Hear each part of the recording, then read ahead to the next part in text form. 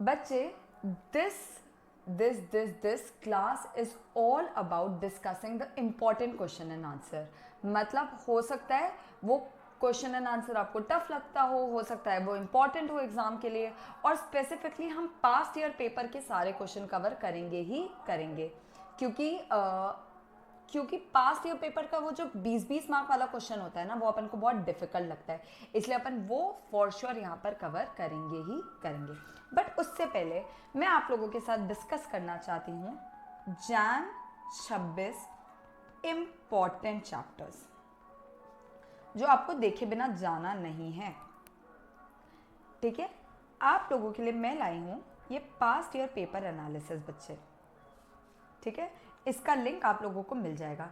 यहाँ पर है चैप्टर्स, यहाँ है अटेम्प्ट्स। ठीक है, इधर है कि टोटल कितने मार्क्स आए हैं इस क्वेश्चन से। ओके, आ जाओ। आपको दिख रहा होगा कि मैंने यहाँ लिखा है ABC। This is ABC analysis for Jan 26। ABC analysis for Jan 26। बेटा सबसे इंपॉर्टेंट चैप्टर्स को पहले हाईलाइट करते हैं।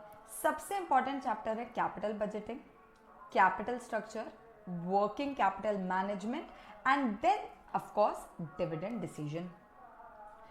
डिविडेंड डिसीजन कम इंपॉर्टेंट इसलिए क्योंकि इन तीनों से बड़े क्वेश्चन आने के ज्यादा चांसेस रहते हैं, including cost of capital. In 4 chapter से बड़े वाले 20 मार्क वाले क्वेश्चन आने के ज्यादा चांसेस रहते हैं। कौन से? Capital budgeting, cost of capital, capital structure और वर्किंग कैपिटल मैनेजमेंट। ओके, आप देखना कैपिटल बजटिंग का क्वेश्चन जून 25 में आया था, तो उसके बहुत कम चांसेस हैं कि दिसंबर 25 में भी 20 मार्क वाला क्वेश्चन कैपिटल बजटिंग का है। ओके, वर्किंग कैपिटल स्ट्रक्चर से भी 20 मार्क का क्वेश्चन आया था दिसंबर 24 में।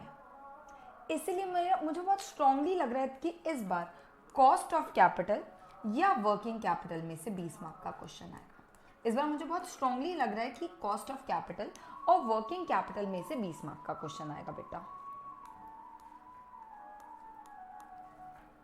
ठीक है, फर्स्ट चीज। बट इसके अलावा मैं आपके साथ अब डिस्कस करूंगी कि what are the 8 topics. Cost of capital, working capital से 20 मार्क का क्वेश्चन आने की ज्यादा उम्मीद रख दी है, but even then what should be your 8 topics कि इसको करके जाना ही जाना है।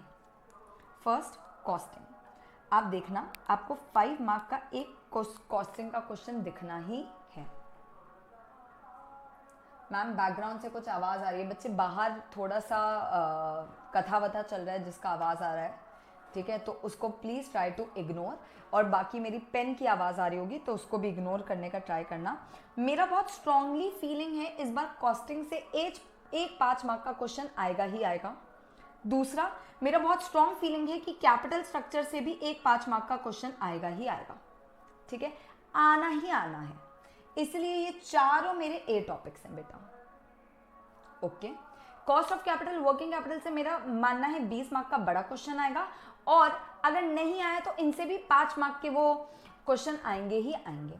ठीक है, capital budgeting, dividend decision, security analysis, ये मेरे बनते हैं बी टॉपिक क्योंकि इनसे भी क्वेश्चन आने की उम्मीद है। बट सेकेंड प्रायोरिटी में capital budgeting, dividend decision, security analysis, और लास्ट में है बेटा टाइम वैल्यू ऑफ मनी। वो लास्ट है, वो सिर्फ आपका बेस है actually. Time value of money, कभी कभी टाइम वैल्यू ऑफ मनी से भी क्वेश्चन पूछ लेता है, बट वो आपका जस्ट बेस है। ठीक है, तो आप समझ लो ये आपके मोस्ट इंपॉर्टेंट चैप्टर हो गए। फिर आपका ये आपके मोस्ट इंपॉर्टेंट चैप्टर हो गए बेटा, cost of capital, capital structure, working capital, costing. फिर आपका capital budgeting, dividend decision, security analysis हो गया बेटा, and then comes your time value of money. ठीक है, तो 1.5 डेज में आपको सबसे पहले cost of capital, capital structure, WCM costing कर लेना है। फिर आप capital budgeting, dividend decision, security analysis करना बच्चे, और फिर जाकर आप अपना time value of money check करना। ओके है क्या? डन।